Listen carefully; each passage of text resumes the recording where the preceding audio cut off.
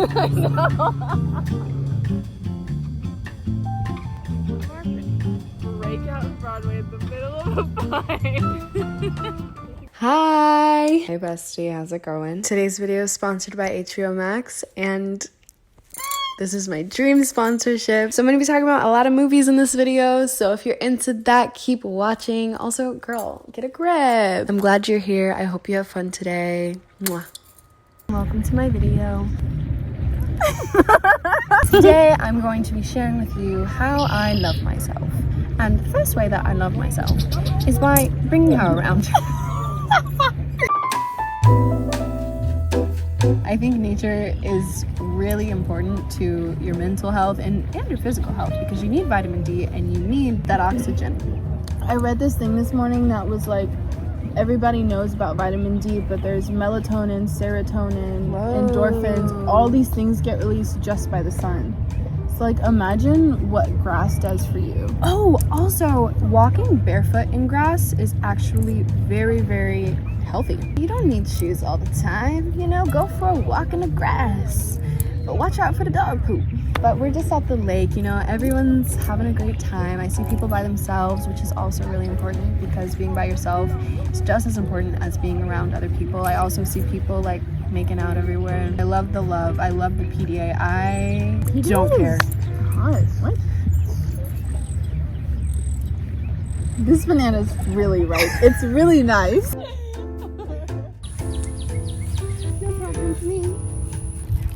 On a more serious note, the second way that I love myself is watching movies. And I know that sounds very simple, but last year I took a huge break from YouTube and social media and even acting. My manager would send me auditions and I couldn't even do them because that's how bad my mental health was. I would film videos for my YouTube channel and they had deadlines and they were sponsored and I had to film them. And after I would film them, I would be off camera sobbing. I just felt so burnt out and unhappy. Last year really taught me that if you don't have your mental and physical health, you don't have anything. And I know that last year watching movies was a big part of how I was able to cope and decompress. I want the tone of this video to be really light, but I just wanted to share that because I think it's really important to share that we all go through struggles. Like, no one's life is always up here. We're all going through ups and downs constantly. In 2020, I was able to develop just more ways to love myself in general that weren't face masks and, you know, self-maintenance. And I wanted to share some of those things with you. And the biggest way that I got through 2020 was movies. So I'm also going to be sharing my favorite movies. Without further ado, here are my top picks on HBO Max.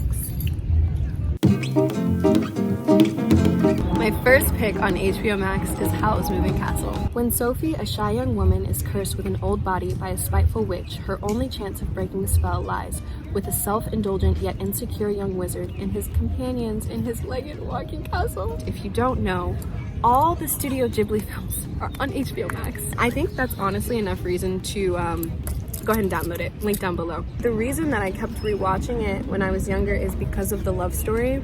And I didn't realize how well written the love story was until I got older and I watched it and I was like, wow, they just genuinely cared for one another and it had nothing to do with the way she looked because she was an old woman the entire time. His dubs are really good, the English dubs, because he uses amazing actors. Christian Bale plays Howl and he does a phenomenal job. Not knowing that. You didn't know that? No! Dude, when I found out, I was like, at the end of this movie is something that I could rewatch over and over and over again. It is literally top 5. If that doesn't tell you enough, I don't know what to tell you. All right. Watch a different video. The second movie I actually took notes on, and this one's called Ocean's 11. Here are my notes. George Clooney. Each character is developed the second they come on screen. Not only does the script aid the character development, but the set design, the ambiance, the music, like everything is just like... People assume if there's an all-star cast, it'll carry the story.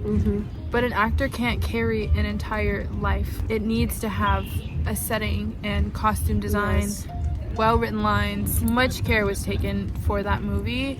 And I think that's why it just became so timeless. This was actually my introduction to George Clooney. I'm gonna leave it there. This movie's phenomenal. 10 out of 10. Watch it. 11 out of 10.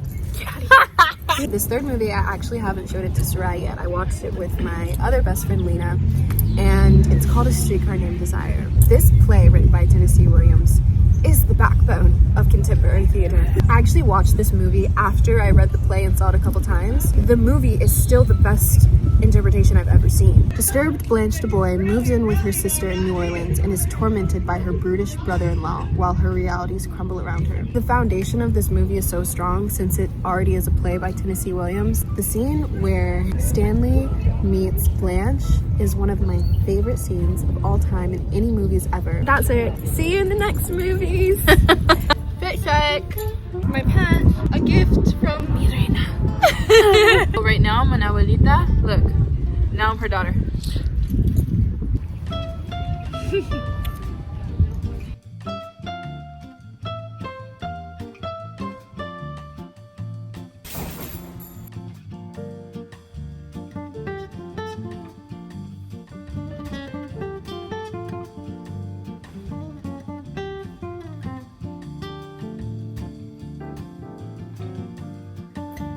Good morning.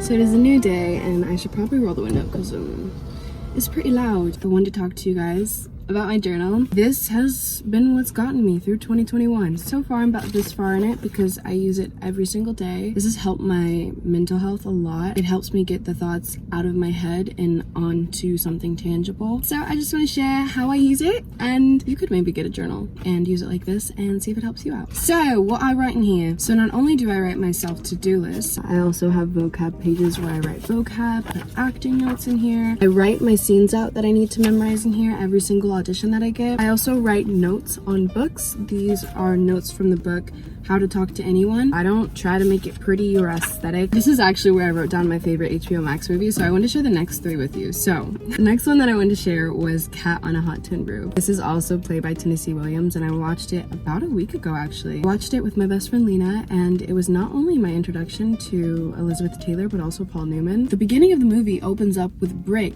rejecting Maggie, and I was like, hold up.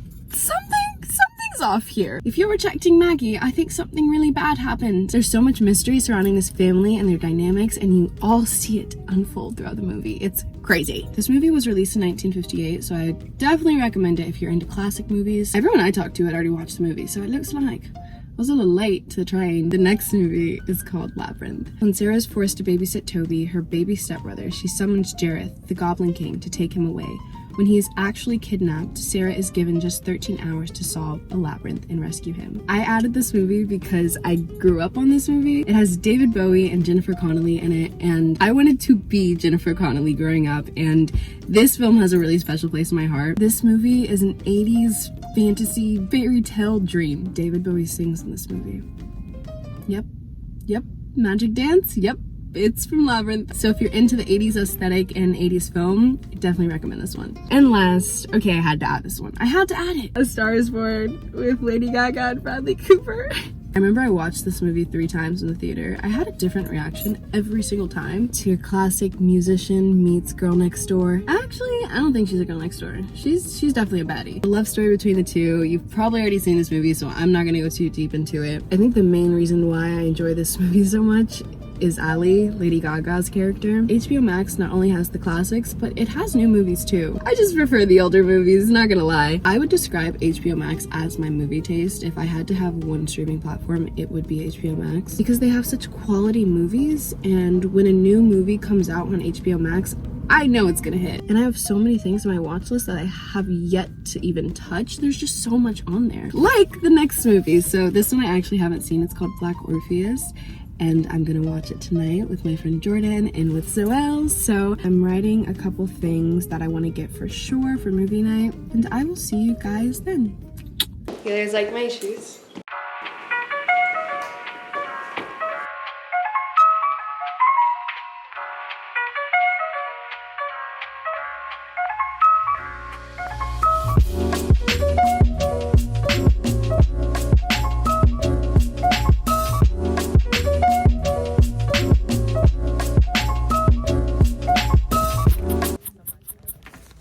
with my gal pals. The next 3 movies I've actually watched with Zoel Esperanza. We've watched these movies together, so I was like, okay, let's discuss together. And then we have Jordan just hyping us up. Say hi, Jordan. Say hi to the people. Hey, what's going on? So the first movie we are going to discuss is Death Becomes Her. Can I get a round of applause? This movie is definitely an acquired taste. If you're not into campy, fun film, you may want to sit this one out, or do yourself a favor and watch Meryl Streep in a campy film. So in my opinion, what makes a good comedian, just comedy in any sense of the word, is taking a very tragic or serious topic and making light of it. And that's exactly what this movie does. It really just touches on the fragility of women's own self-image and their youth. We're most definitely in the toilet paper aisle, and I didn't realize this aisle would be so poppin' today. That was really good. You should be a film reviewer. That was all I had was, you think it's just funny, but it really is a commentary on youth and women's relationship to youth and looking young. Goldie Hawn, because they're both normally and very serious. Goldie Hawn? Yeah. I thought it was Goldie Hawn. Well, I think it's really interesting to see like serious actresses or someone who's deemed like really beautiful do something funny and like take themselves off the pedestal, basically. The last question about this movie is, would you watch it based on what we just said? Yes. It sounds, I'm like, ooh, immortal life. Ooh, this next movie is definitely more mature, and if you guys are not of age, I would not recommend watching it. The next movie is called Gia. Gia, Angelina Jolie, travels to New York City with the dreams of becoming a fashion model. Within minutes of arriving, she meets Wilhelmina Cooper, a wise and high-powered agent who takes Gia under her wing. When Cooper dies of lung cancer, however, Gia turns to drugs, and both she and her career begin to spiral out of control. If you are an Angelina Jolie fan, this is a movie you should watch. If you are into modeling, if you're into that world, it's a really cool watch. It sounds like I would really like it. It sounds so intriguing. And it sounds like I really want to watch.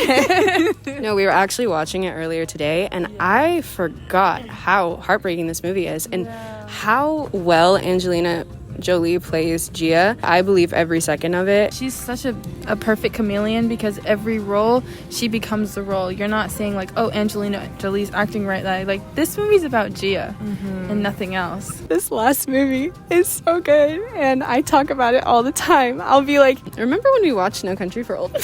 Yeah. Everything about No Country for Old Men sticks with you and is very striking. I saw a TikTok, and it was like, this is the most accurate portrayal of a psychopath. This movie, if you want to see what a psychopath is like, watch this movie. And I was like, that's all you have to tell me.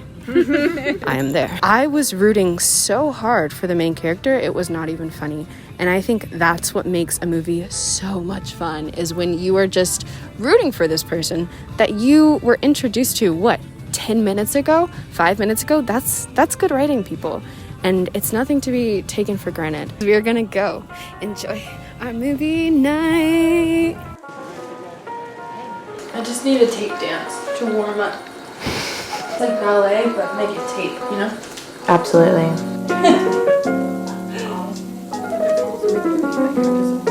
Oh, I had to use the scissors. Yeah. My mom makes the chamber. My mom said I should make a burrito, so I made a burrito. Right here.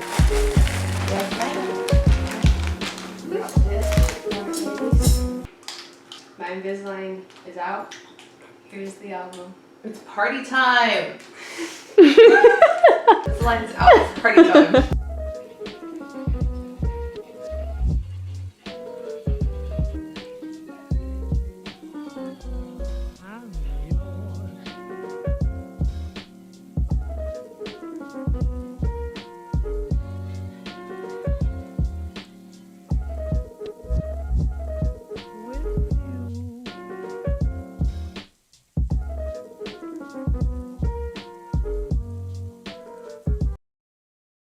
Like, it's just so beautiful. It's gonna be amazing. I feel so passionately about this movie. It's just so good. Man who showed it to me, not good. The movie, good. Fire. Not the bangs.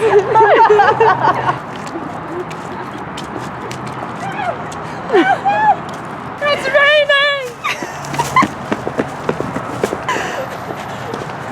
It's actually sprinkling. It's not that bad.